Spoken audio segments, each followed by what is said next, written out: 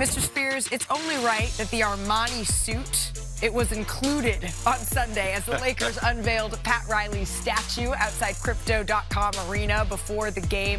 The Showtime offense was in attendance for the ceremony, but the current Lakers, maybe they could have used a little bit more of that on the floor. Of course, ahead of the game, LeBron James and Pat Riley embraced, share a moment. 8 Lakers turnovers in the first half. And then there's Peyton Pritchard. Ooh-wee. It's only right that Jamal Crossover was on the call for this crossover. Was it a push-off or was it I mean, it was, but, you know, when you the make playground, the bucket, Celtics up one. Jaylen Brown kicks it back out. Pritchard cleans it up. I've been watching this kid do this since he was 14 years old, playing against the Hoop Summit team in Portland. Still doing the same thing, destroying folks. And it kept going. Third quarter, Lakers down. Luka Doncic threads the needle to LeBron James, finishes with the slam. LeBron, he became the first player in NBA history to reach 43,000 career points with that bucket, Mr. Spears. Pretty incredible. That ain't getting past. It didn't get better for the Lakers here. Jaylen Brown knocking down the three, and then under 4 minutes to play in the fourth quarter, the Celtics up big. Peyton Pritchard, just insane dribble package before draining the three. Pritchard, 30 points off the bench. The Celtics win 111-89. And if you felt a little like Beyonce, like you were having deja vu watching the Celtics defense on Luka, you were right.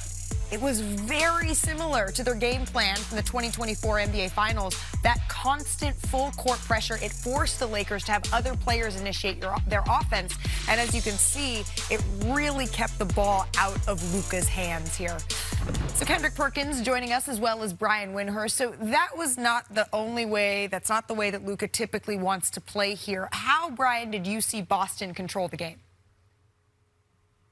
Well, look, the good news for the Lakers is that they finally have their big three healthy. LeBron, Luka, and Austin Reeves. This is what they've been envisioning for over a year now. The bad news is that group has to be awesome on offense because they're not going to be able to be awesome on defense most of the time. And that's what Boston did in this game.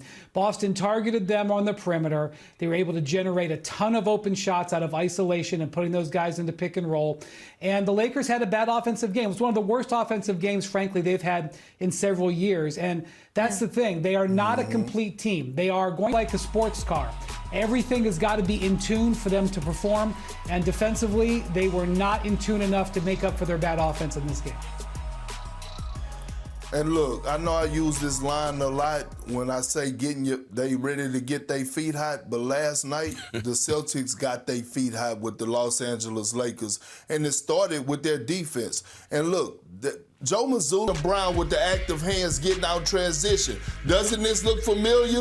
The 2024 NBA Finals. Jaylen Brown, he won Finals MVP because of the defense and the full court pressure that he applied on Luka Doncic, which ended up breaking up a happy home, and that's why Luka is in LA now. So when you think about what the Celtics are doing and what they did last night, yes, Jaylen Brown is at the top, should be leading for MVP candidate, but that defense was suffocating the Los Angeles Lakers last night. They were causing suffering and they were suffocating for the Los Angeles Lakers, and it makes sense. They've been top 5, right, in defense since December. And when you combine that with the elite offense that you're seeing, the possibility of Jason Tatum coming back, and the fact that you asked me, Mark, how often do we not see the Celtics play hard? It seems like every single night they are bringing it and playing incredibly tough for Joe Mazzulla.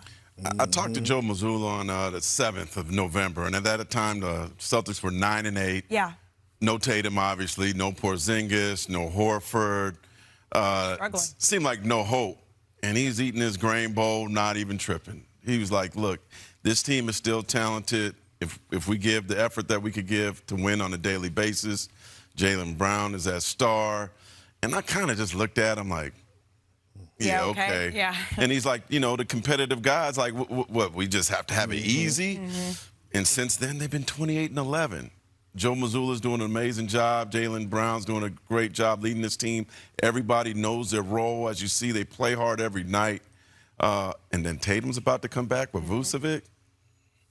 It's a scary Celtics team right now. It is. And for the Lakers on their side of all of this, Brian, after the game, Luka Doncic said he still thinks that this big three has big potential, is what he said. But at this point in the season, why is it still big potential and not us seeing the fruits of what that potential can be?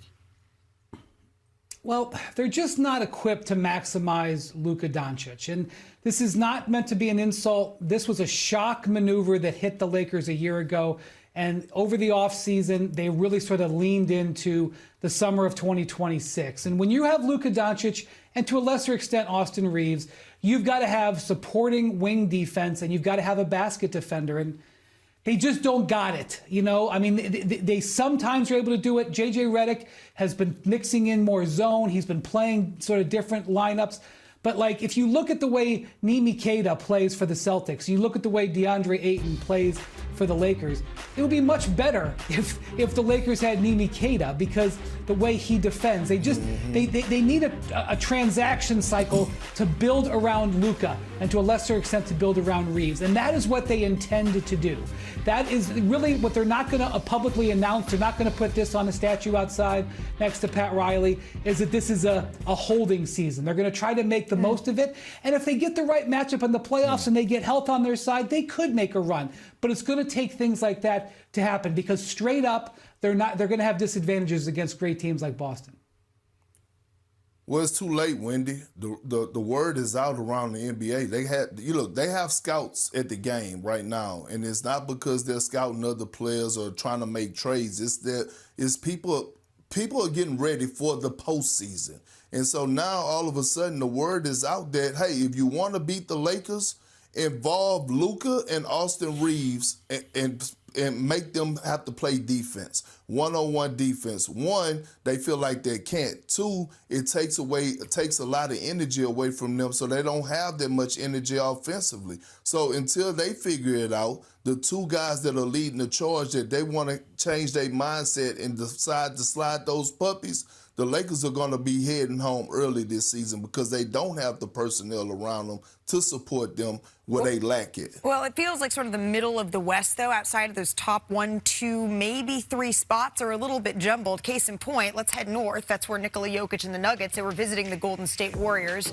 No Steph, but also no Kristaps Porzingis, who was out with illness, and then a super late scratch moments before tip-off, no Draymond Green. He was dealing with a lower back issue. But just because no Steph Curry doesn't mean he wasn't involved in the action. Off this silly, uncharacteristic turnover here from Nikola Jokic, Steph Curry, shooters, always ready to shoot. Take it. He told me that he'd gotten a delay of game before, so he didn't want to. Jamal Murray off on this one. Nikola Jokic is able to get the nice little put back there, grabs a rebound. Jokic right here, pushes the pace, gives it up to Christian Brown, who had a huge first quarter, was quiet until this third quarter, and all of a sudden, after a big lead by Golden State, here come the Denver Nuggets. And this is when you think, uh-oh, Golden State shorthanded. This is when stars show out. Nikola Jokic, nice move to end the third quarter here. Going ahead to the fourth, midway through, the game is tied at 109. You wonder who's going to be the guy. Who are you going to call? Brandon Bajemski, apparently. He had 15 of his 18 points in the final frame. You think he's going to cool off? Nope. Drives, nice little floater. Guess who's loving it? Steph Curry. That one had some serious hang time. And then under 3 minutes left, got to go here. Brandon Bajemski knocks down the triple. The Warriors go on to win 128-117. Nikola Jokic, what went wrong in clutch time again? Is there anything that you guys feel like you need to change about your approach in some of these late game situations where things haven't gone well? Or are you not concerned by it? I mean, I'm definitely concerned because we are losing the games, you know. We are losing the games and we are not creating open looks, you know. So that's something that we need to change, and hopefully we need to get better. I don't know what it is, but we need to figure it out. All right, so the Nuggets, they've hit a little speed bump this month. They've dropped 6 of their 9 games, and they've allowed 120 points a night this month. Denver entered the month a half game behind San Antonio for second in the West. Now they are 5 games back from San Antonio. And health is a part of this. Yeah. By Jokic's standards, he had 35, 20, and 12, right? Another triple-double. But he's hurting, Mark. What's going on? Yeah, he's not the type of guy that's going to tell you, and by those gouty numbers, you don't even think anything's wrong with him. But since the Clippers game on February 19th, he's really been hampered by a right wrist shooting hand injury. Yeah. And you could look at his numbers and say, what are you talking about? Well, the turnovers are high. He's had 13 turnovers in the last 3 games. Certainly not quite himself. But if he misses a couple more games and he's not going to be available for the awards, right. They got other injuries like Aaron Gordon, who they hope to have back this weekend, Peyton Watson maybe next month. So I think he's also putting the pressure on himself to be in a Nuggets uniform, keep them afloat, and especially after missing as many games as he did. And so, yeah, I think he's going to fight through this injury and just keep playing. Well, you guys, he talked about not generating shots, and certainly I'm never going to be as intelligent about basketball as Jokic is, but when I look at Denver, I don't look at offense. The 128 they gave up is more. I'm more concerned about that than the 117 that they scored. And they just haven't been the same team offensively, Malika, since Aaron Gordon got hurt. Before he started going through these hamstring injuries, the reason a lot of people believed that Denver could maybe pull off an upset of the Thunder this year is because of how good they were defensively. When Aaron Gordon's been out there this year defensively, they've been a top 5 defensive team. When he's not been out there defensively, which unfortunately has been a majority of the season because of his hamstring issues, they've been a bottom 5 defensive team. And especially with now Peyton Watson also sidelined, that's 2 key defensive players, and they just can't get stops. I mean, I'm watching this game yesterday. You were there on the sideline. Jokic was delivering. He was getting assists. They were hitting shots, but they could not get stops at the other end. And that, to me, is where the rubber meets the road for this team. I agree, Wendy. And look, the wing position, in my opinion, is the most important position in the league when you're trying to win a championship. And not only are they missing Aaron Gordon, they're missing Peyton Watson. We still haven't seen Cam Johnson. You need those 3-and-D guys, that athleticism in the wing, at the wing position, to defend, especially in the Western Conference when we're talking about SGA. When you talk about Stephon Castle, De'Aaron Fox, the list goes on. So, again, it's never the offense when it comes to the Denver Nuggets, but the defensive side of things, they definitely need to tighten up. Yeah, I talked to David Adelman before yesterday's game, and he mentioned that he would like to see 15 games with the roster that they had from opening night. Remember that roster? They've only played 10 games together, but they've gone 8-2. He feels very good about that team, but they're running out of time to be able to put those 15 games together. So for Denver, that's really what it comes down to. It comes down to being healthy. But it was a packed weekend. We had a lot of games, so we thought we would narrow it down. Big 3, our top 3 plays of the weekend, starting with Naz Reid at number 3. I love the Prince uniforms, by the way. On the breakaway. Behind the back. Wait. Throwing it down on Daniel Gafford, by the way. Big poster there. Hey, big fella. From Naz Reid. So that's number 3. Coming in at number 2, Tyrese Maxey.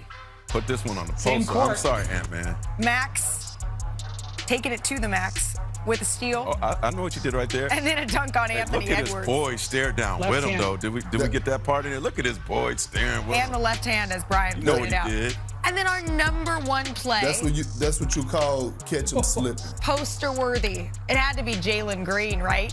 And hits it at the buzzer. Check out the span angle. Wow. Good to see him back. Good to see him back. He was 5 for 25 from the field, heading into the final possession. A great ending for the Suns, but some unfortunate news also out of that game. Our Shams Charania reporting that Dylan Brooks has a broken left hand. It's going to keep him out for 4 to 6 weeks here. The Suns are currently 7th in the West, and Brooks is the 2nd leading scorer. He's averaging a career-high 21 points a game. So the Suns are certainly going to miss Brooks on the floor for this crucial stretch of the season. Still to come on our show, we've heard the stars tease. We're going to do the dunk contest. But when Victor speaks, Mr. Spears, yes, ma'am, we listen. Hear from Wemby and what he had to say on future participation. Plus, there's something about Cat's game these last 2 nights that really stands out. What are we seeing? What does it mean for the New York Knicks if Karl Anthony Towns has to be their best player? And from a role-play trip coast to coast, and we're going to start right there with Victor Wembanyama's comments. Perk, do you want to see Vic in the dunk contest? I will pay my hard-earned money, not only just to go watch him play, but to participate in the dunk contest. And this is why I say Victor Wembanyama is going to be the next face of the league, because he embraces everything about the NBA.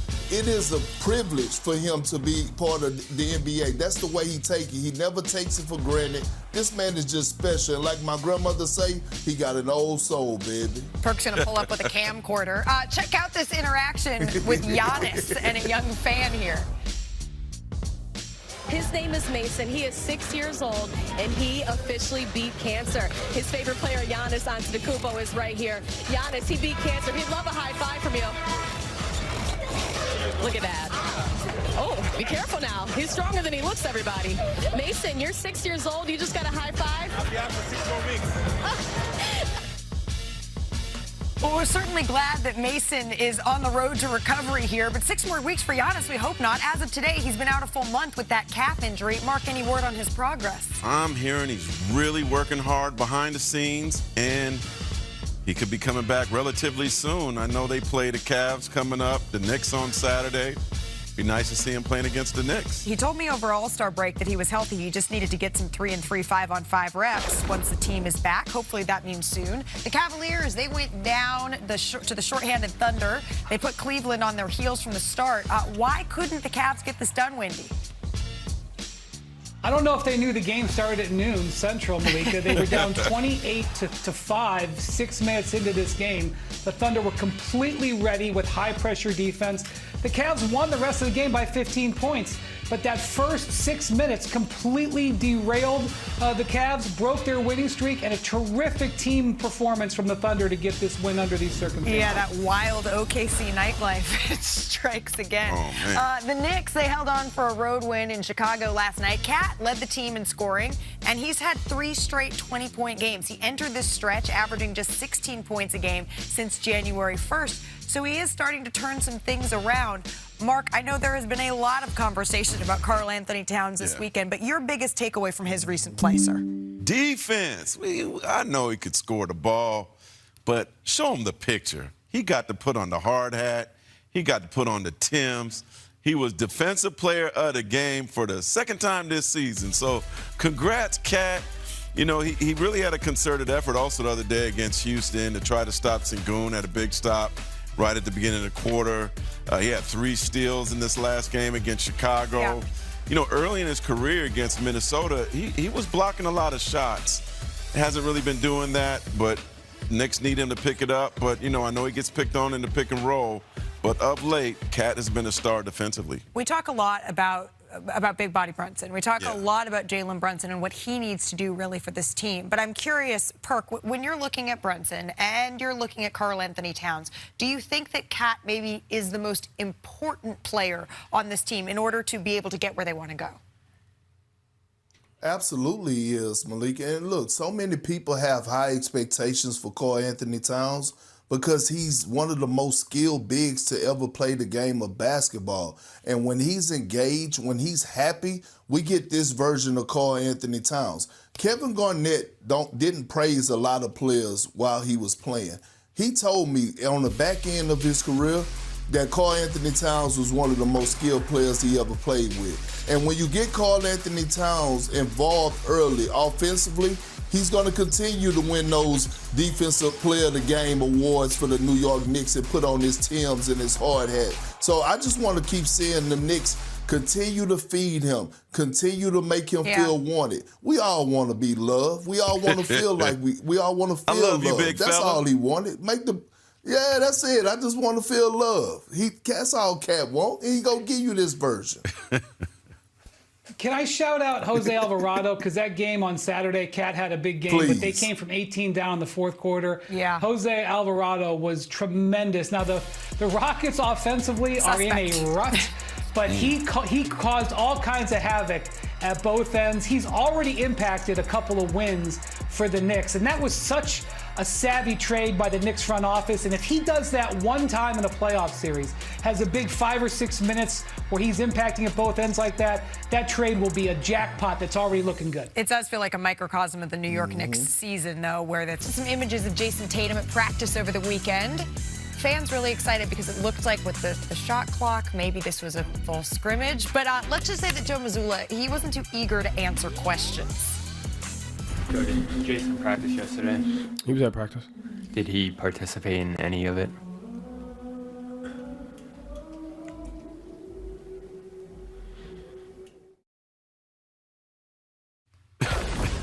I can feel that stare from here. But he finished with 32 points. And here's what LeBron had to say about Brown postgame. Listen, JB is doing playing great basketball, man. And you can't fault his, this whole MVP thing. I don't understand why his name is not getting talked about some as well. Like, nobody gave them a shot to start the season. It's an honor for LeBron, who's arguably the best player to ever play the game, giving me some high praise. I'm just grateful. I wake up every morning, grateful, humbled, in the position I'm able to be in, and I come out and put my best foot forward every single day. Who spelled tonight behind T-O-N-I-T-E behind Jaylen Brown. But Jaylen Brown has been in a rare form this season, and he's been putting up career highs in scoring, rebounding, and assists. Brown has led Boston to the second spot out east and looking to make a run toward a potential deep playoff push by the former Finals MVP here. And from the MVP, the Finals MVP, to the three-time Coach of the Year. It was Pat Riley Celebration Day here in Los Angeles as the godfather of the Showtime Lakers. He became the franchise's first coach with a statue. Here is the legendary Pat Riley pregame. All we really want in life and after is to know that what we did mattered and counted. Not just that we won, not just that we made history, but we left something behind worth remembering. And when it comes to time to kick some ass, you do it. And one day, someone will follow the path you left behind. Pat Riley has one of the most accomplished basketball careers we've ever seen, and it started with the Lakers. He won a title with Los Angeles as a player, as an assistant, and then 4 as a head coach. Now he is immortalized with a statue. Our George Sedano has more on his lasting legacy. Gritty role player. His name is Pat Riley. He has become a valuable member of that Laker bench. Cinematic head coach. The party started here, but it's going to end in L.A. Cold-blooded executive. I'm pissed, okay? So go ahead. Affectionately known as the Godfather, Pat Riley's journey is a masterclass in adaptation and the relentless pursuit of excellence. I want to thank Jerry because he's the one that pushed me through the door and he said, you can do it. The logo and the smile, just think if I had a little bit of talent, how much I could have done, huh? Though his professional playing career was modest, he was a vital reserve on the 1971-72 Los Angeles Lakers team that won 33 consecutive games and a championship. This early exposure to winning at the highest level became the blueprint for his future. Hello, everybody. I'm Pat Riley, and welcome to Showtime. When he took the helm of the Lakers as head coach in 1981, Riley didn't just win, he revolutionized the pace of the sport. He orchestrated the Showtime era, an up-tempo, high-octane brand of basketball led by Magic Johnson. Straight down the middle. Still going. He famously guaranteed a repeat championship in 1987. I'm guaranteeing everybody here, next year we're going to win it again. A bold promise he delivered on in 1988, making the Lakers the first team in 19 years to go back-to-back. I guess the question that so many people have, Pat, is why? Why not? The true genius of Riley lies in his ability to pivot. When he moved to the New York Knicks in 1991, he realized the Showtime flash wouldn't work with his new personnel. He transformed the Knicks into a physical defensive juggernaut that embodied the no rebounds, no rings mantra. Though they never secured a title under his tenure, he led them to the 1994 finals and still holds the franchise record for winning percentage. Pat Riley has stepped down as head coach of the New York Knicks, obviously because he feels like he didn't have enough say-so in personnel decisions. 1995, Riley moved to the Miami Heat, where he would cement his legacy as a dual-threat coach and executive. This championship parade, and I mean, that's the only reason that I coach. He led the Heat to their first championship as a coach in 2006, but his most significant impact came from the front office. In this fall, I'm going to take my talents to South Beach and join the Miami Heat. As president, he engineered the 2010 Big Three era by bringing in LeBron James and Chris Bosh to join Dwayne Wade, whom he drafted in 2003. Back out to Allen. His three-pointer.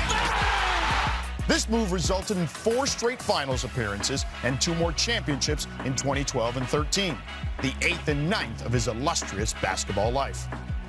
There is nothing wrong in being unique. There is nothing wrong in separating yourself from the pack. The goal is to become significant, to leave footprints others will follow.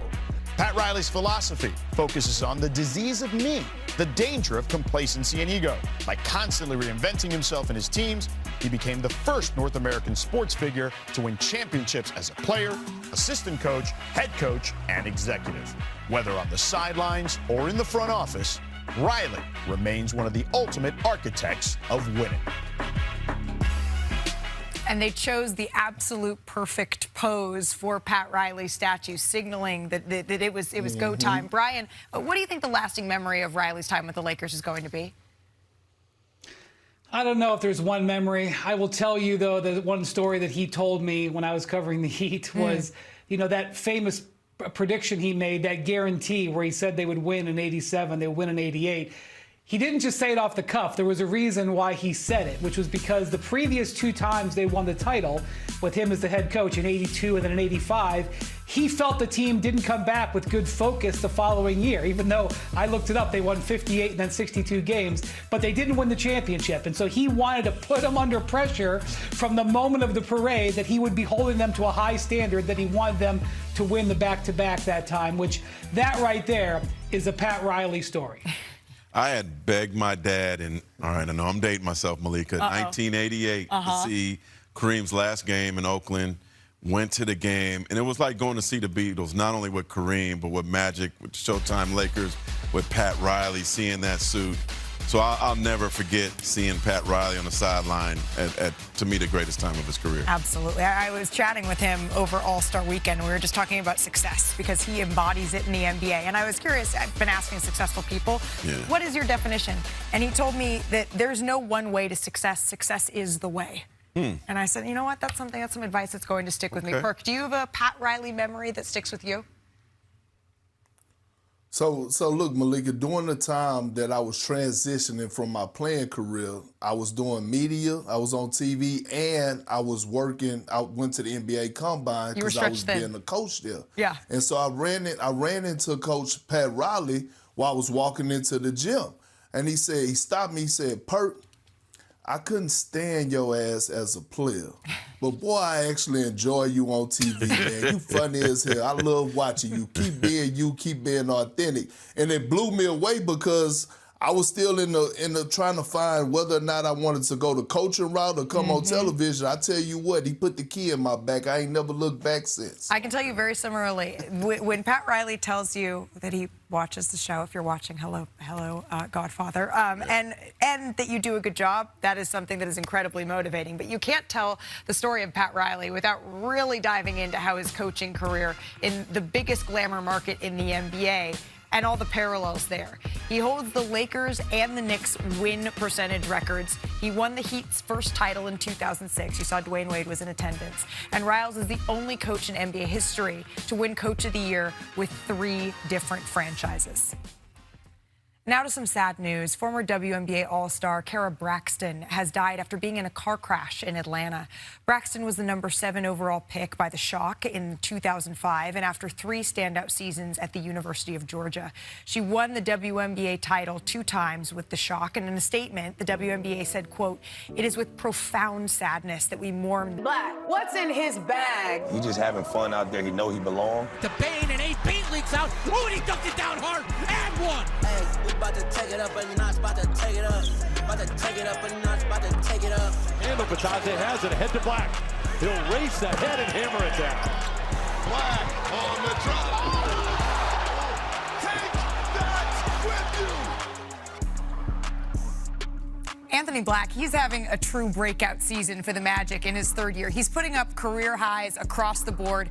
And really, if you look at these numbers, he looks like one of the most improved players in the NBA. And fresh off his win against the Clippers, Anthony Black, he is joining us now. But first, of course, as any good guest does, he has to sign our big board, putting that John Hancock up there. Oh, nice signature. Anthony, my friend, Welcome back to the show. It's so good to see you. Good to see you. It's good to have you. I don't think you've been here in studio since you declared for the draft. A little bit's happened since then. A couple things. Yeah, we got a little bit to catch up on. Let's start with that most improved candidacy here. I mentioned the career highs. Where do you feel your game has improved the most? Just being more versatile, getting my shots in different ways, shooting shots off the bounce, breaking my man down, but just also continuing to play off of, P, Franz, Jay Suggs, just the other good players we got on the team. Yeah, it feels like this Magic team is really rolling. I can take that pen. Thank you. Have to keep it. You've had a crazy weekend, though. We appreciate the time. Of course, we saw the double overtime loss against the Suns on the buzzer beater. Man. But you recovered very quickly from that. What do you say? Why don't we take a look at your Clippers win here? Cool. All right, let's roll the highlight here because the Magic, 7th in the East. But take a look here. We're going to pick this one up in the first quarter, midway through. Getting out in transition here. Running the floor. That's a good dot right there. Yeah, coming in for the finish. What did you see on that one? Just open lane. We trying to play fast, so trying to get out on the break. And, Tristan did a good job seeing me threading the needle. But here you have Kawhi Leonard on you. When as a defender like that sizing you up, what are you calculating? Just a way to get past him. He do a good job getting steals and blocks, so trying not to play with the ball, just getting past him, and then trying to finish. Tough little pushing the tempo here, layup to tie the game, and then under a minute remaining, you're up by 2 here. Walk me through the end. What we got here? It's a 2-point game, you guys are up. Yeah, it was a real close game. We couldn't really create separation all night. That was a big play for us, big rebound. P did a good job getting out, getting on the break.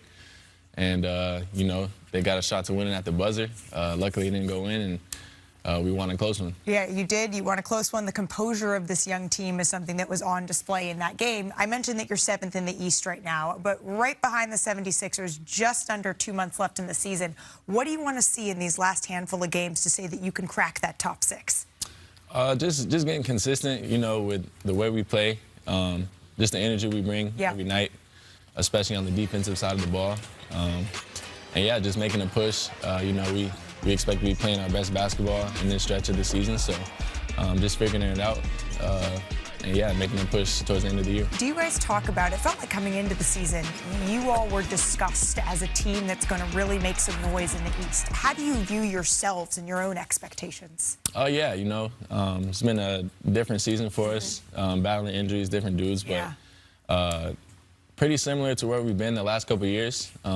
We feel like, we got a lot of talent. We feel like we can compete with anybody in the East, so we're looking forward to just this last stretch, cleaning some things up, just getting ready to, make a playoff push and seeing what we can do from there. Health is the name of the game. Sure. You all added to your coaching staff, God Sham God, in this past season. I'm curious if you want to pull out his move on him. Have you ever done that in a practice yet? Of course. I actually did it. I did it in the Houston game this year. That's the first time I was able to find it, but it's always fun, doing that whole thing with him, his own move, the Sham God, and just having him in the gym has been good for me and everybody else on the team. And then it's kind of fun when you can look over to the sidelines and say, yeah, you see what I did there. For sure.